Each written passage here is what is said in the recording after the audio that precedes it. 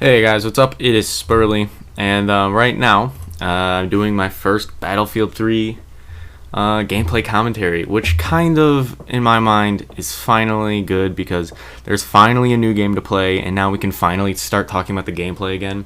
And I really enjoy talking about the gameplay because, yeah, it is pretty easy to talk about the gameplay, and there's actually some, like, towards the beginning of a game, there's actually interesting things to say about the gameplay.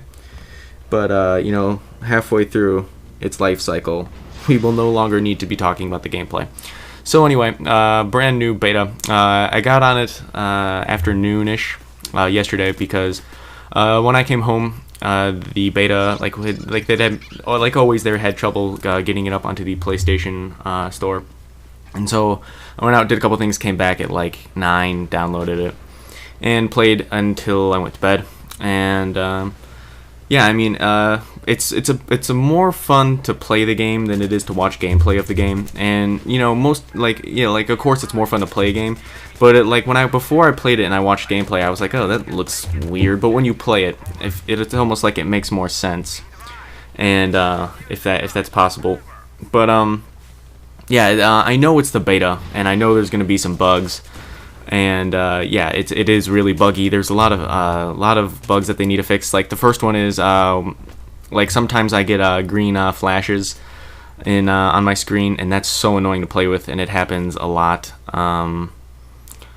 What else is there? There's the one where you can't sprint, and there's also the one where you can't aim down sight. Those two, in my mind, go hand in hand because if you can't aim down sight, I find if you sprint, you can aim down sight right when you're done. And if you can't sprint, then just aim down sight, and then I find you can sprint right when you're done with that. So I find that those two can go hand in hand. Of course, it's not a problem in the beta, but when this game comes out to the real game, the full release of this game, of course, I would expect all of those bugs to be fixed.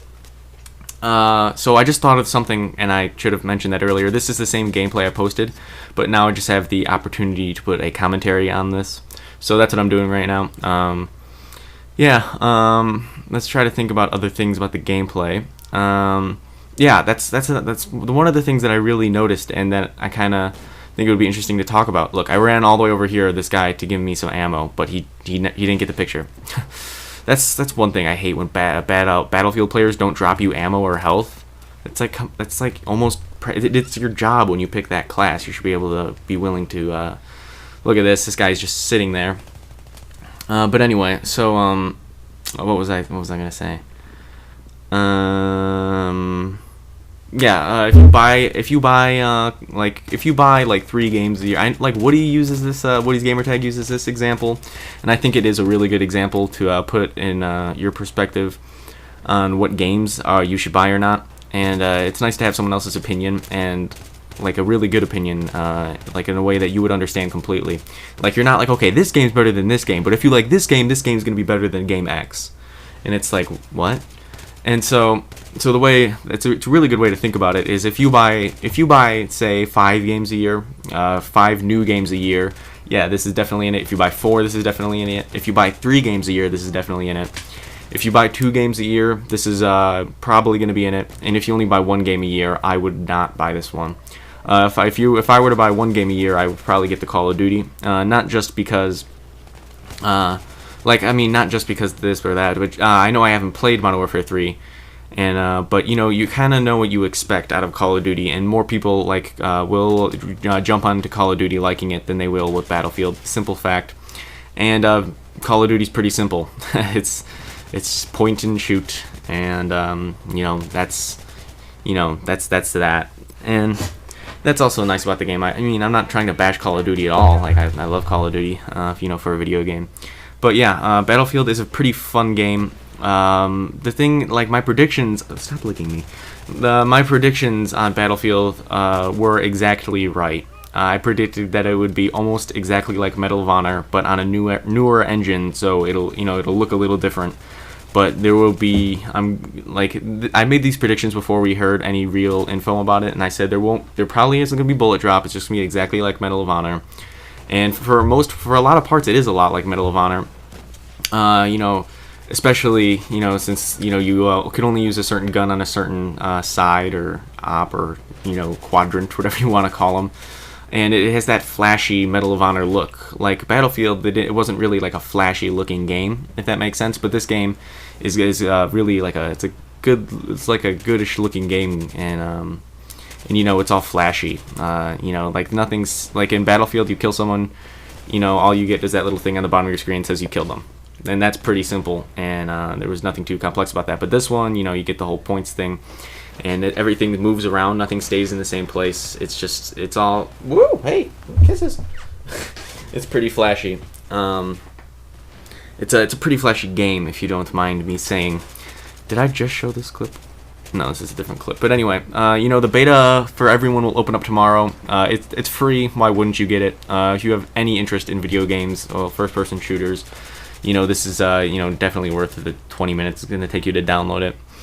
But yeah, I really would. I know it's a lot. I know it's really early in the whole game's cycle to tell you that you should buy it. But yeah, you should buy it. I'm not. I don't think I will be upset about buying it.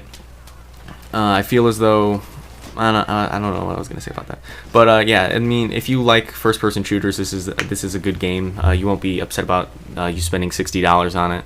I wouldn't get any of the bigger like the prestige editions. I would just get the regular game though. But I always do that. I usually don't find it to be worth it to get a hardened edition. But I've been thinking about it with Modern Warfare 3, just because I think that little thing looks cool, and I only started thinking about that like during like the air quotes gaming drought, just because it was so boring. But I'll probably just get the regular one like I always do. But anyway, so yeah, I've talked about the game for like almost 7 minutes now, which is something I haven't done in a long time, so that's good.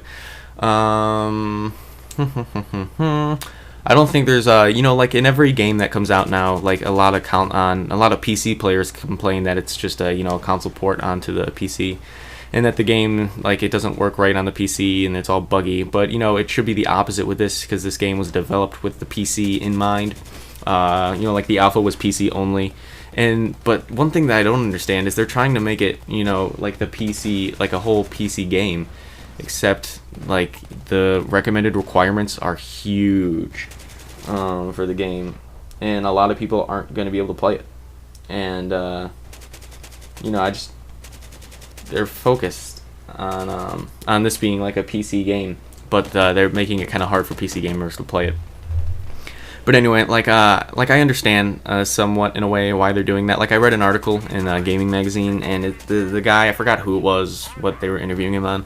All I remember is that you know, he was like, I'm tired of developing games for kids to play, and you know, he's talking about how he wants, you know, a mature more adult audience, you know, to develop games for, because it's like, oh, what do you do? It's like, oh, I make games for children. That's basically what the gaming is really popular among the younger crowd, and not so much among the, you know, adult crowd.